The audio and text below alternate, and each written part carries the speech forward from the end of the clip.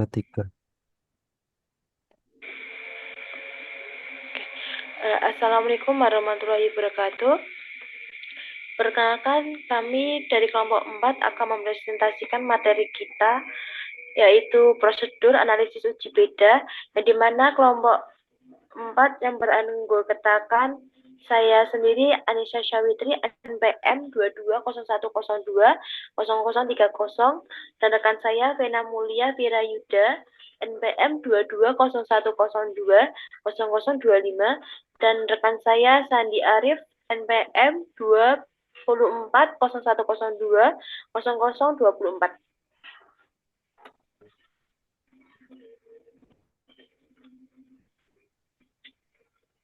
Pengertian dari uji beda. Uji beda adalah metode analisis komparatif yang digunakan untuk mengungkapkan perbedaan antara dari dua ataupun lebih dua kelompok data. Pengujian ini itu bertujuan untuk membandingkan rata-rata dari dua kelompok independen atau membandingkan rata-rata satu kelompok dengan nilai tertentu. Dalam prosesnya, uji beda itu melibatkan perhitungan rata-rata sampel, ukuran sampel, dan varian untuk menghasilkan statistik uji. Hasil dari perhitungan ini kemudian dibandingkan dengan nilai kritis yang lebih ditetapkan untuk menentukan apakah perbedaan yang ditemukan signifikan atau tidak. Jika hasil dari pengujian menunjukkan bahwa nilai statistik uji melampaui nilai kritis, maka dapat disimpulkan bahwa dapat terjadi perbedaan yang signifikan antara kelompok yang dibandingkan. Uji beda memiliki dua jenis utama, yaitu uji beda parametrik untuk data yang berdistribusi normal dan uji non-parametrik untuk data yang tidak berdistribusi normal. Dengan adanya uji beda, penelitian dapat menarik kesimpulan yang lebih akurat dan valid terkait perbedaan antara kelompok data dalam penelitian.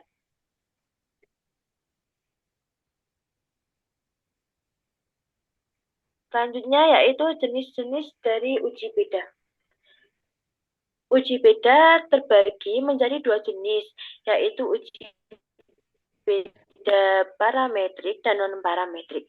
Uji parametrik yaitu digunakan ketika data memiliki skala pengukuran interval atau rasio dengan asumsi bahwa data tersebut berdistribusi normal. Jenis uji ini itu memerlukan parameter populasi seperti rata-rata dan varian sebagai dasar pengujian.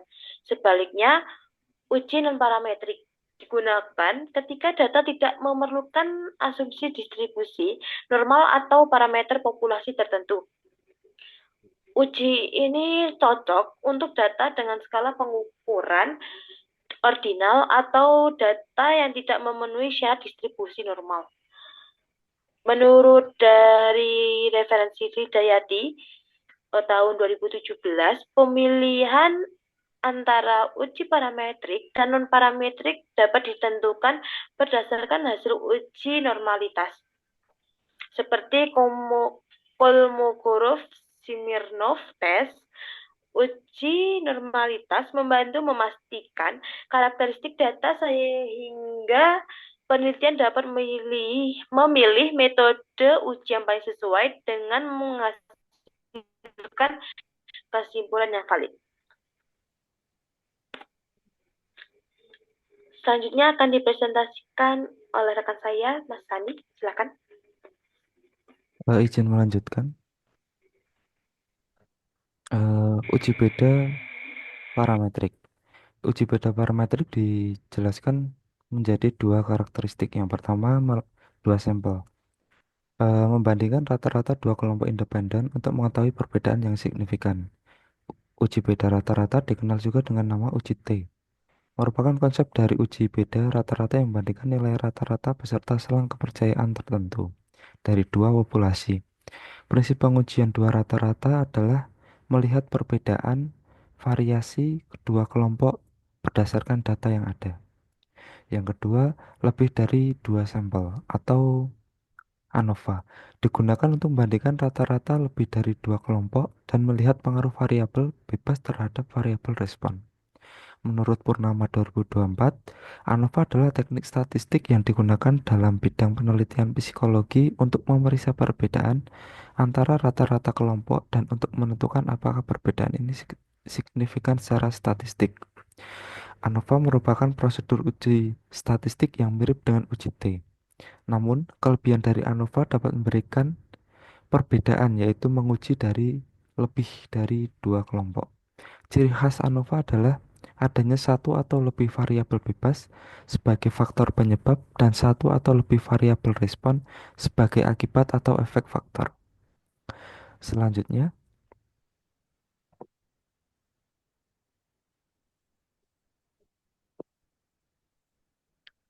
uji beda non-parametrik dibedakan menjadi dua. Yang pertama, dua sampel. Alternatif uji T untuk data berukuran kecil, nilai diurutkan dari terkecil ke terbesar dan diberi peringkat. Menurut Fauzia 2020, uji ini merupakan alternatif uji beda dua rata-rata parametrik dengan menggunakan T sebagai sampel-sampel berukuran kecil. Langkah-langkah pertama pengujian ini adalah pengurutan nilai mulai dari yang terkecil hingga yang terbesar. Pengurutan dilakukan tanpa pemisahan kedua sampel. Selanjutnya, lakukan penetapan rank atau peringkat dengan aturan berikut. Yang pertama, peringkat pertama diberikan pada nilai terkecil di urutan pertama. Yang kedua, peringkat tertinggi diberikan pada nilai terbesar. Jika tidak ada nilai yang sama, maka urutan sama dengan peringkat. Jika ada nilai yang sama, maka ranking dihitung dengan rumus peringkat R dibagi ukuran data yang bernilai sama dibagi banyaknya yang bernilai sama. Yang kedua, lebih dari dua sampel. Ekuivalen dengan ANOVA salah satu arah untuk data non-parametrik atau ordinal, membandingkan variasi antar dan dalam kelompok. Uji Kruskal-Wallis adalah uji non-parametrik yang ekuivalen dengan uji ANOVA. Sama halnya dengan uji ANOVA satu arah, uji Kruskal-Wallis digunakan jika memiliki tiga atau lebih kelompok data independen. Namun pada uji ini populasi tempat sampel diambil tidak terdistribusi dengan normal atau sampel tidak memiliki varian yang sama dan jenis data yang dimiliki adalah ordinal. Prinsip utama yang digunakan pada uji Kruskal-Wallis yaitu menghitung variasi antara kelompok dan variasi dalam kelompok.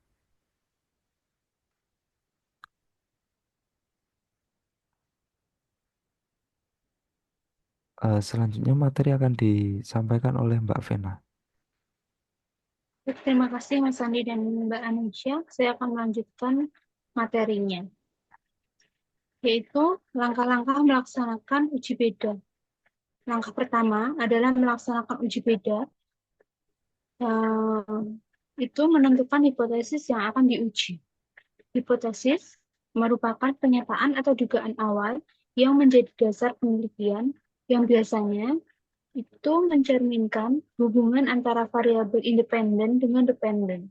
Nah, dalam konteks uji beda, hipotesis 0 menyatakan bahwa tidak ada perbedaan yang signifikan antara kelompok yang dibandingkan.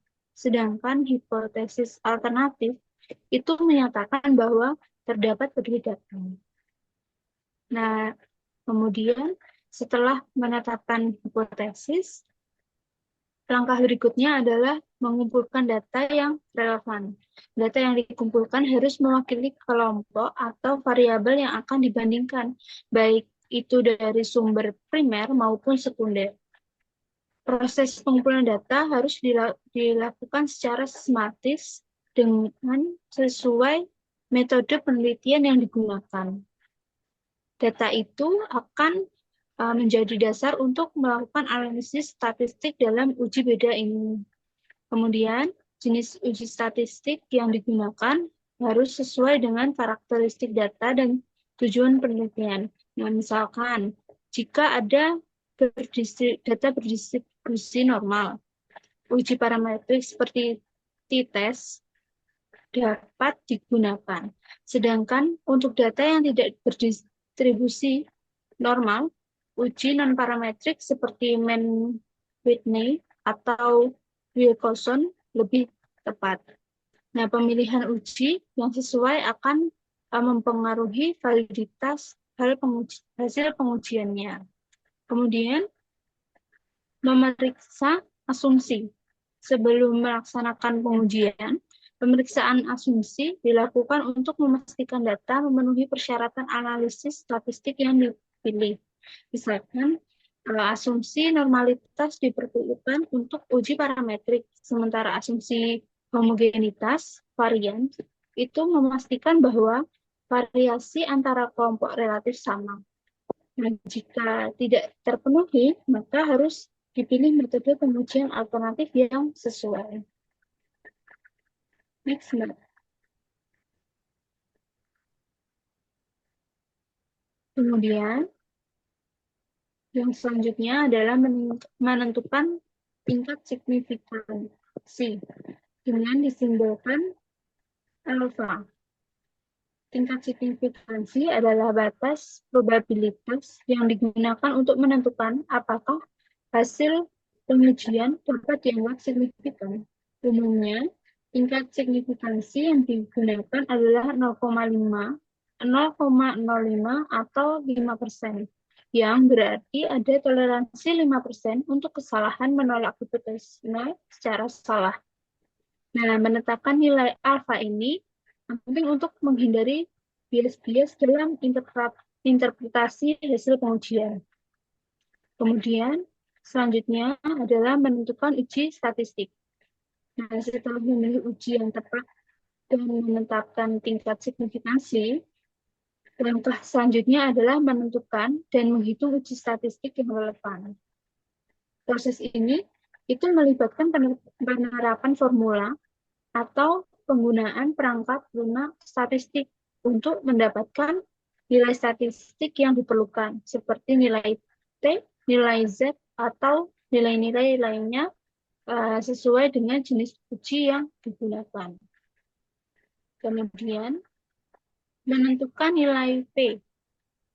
Nilai P ini adalah probabilitas yang dihitung dari hasil uji statistik untuk mengukur apakah hipotesis 0 dapat ditolak.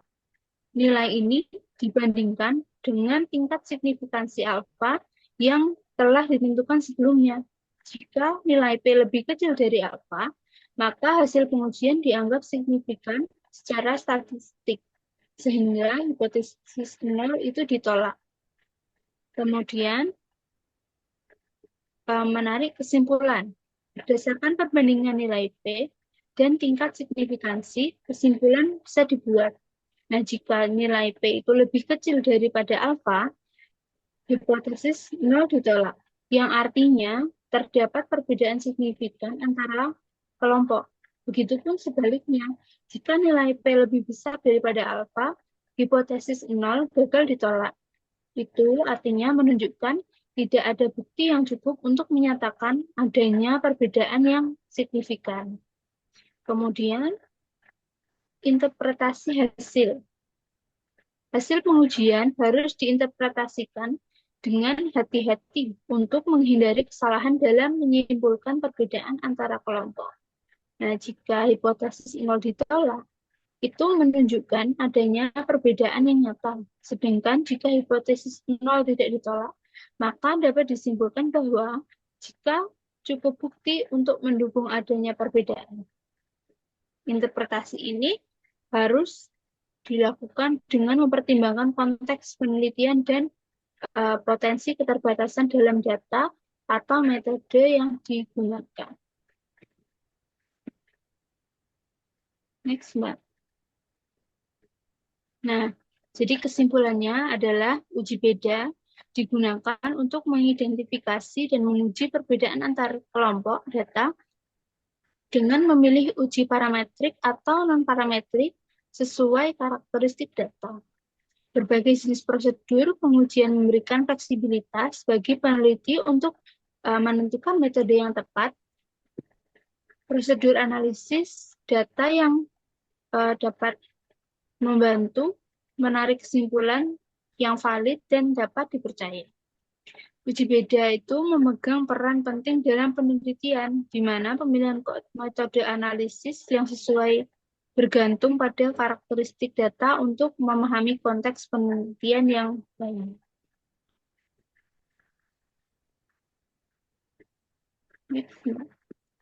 Nah, sekian, terima kasih presentasi dari kami.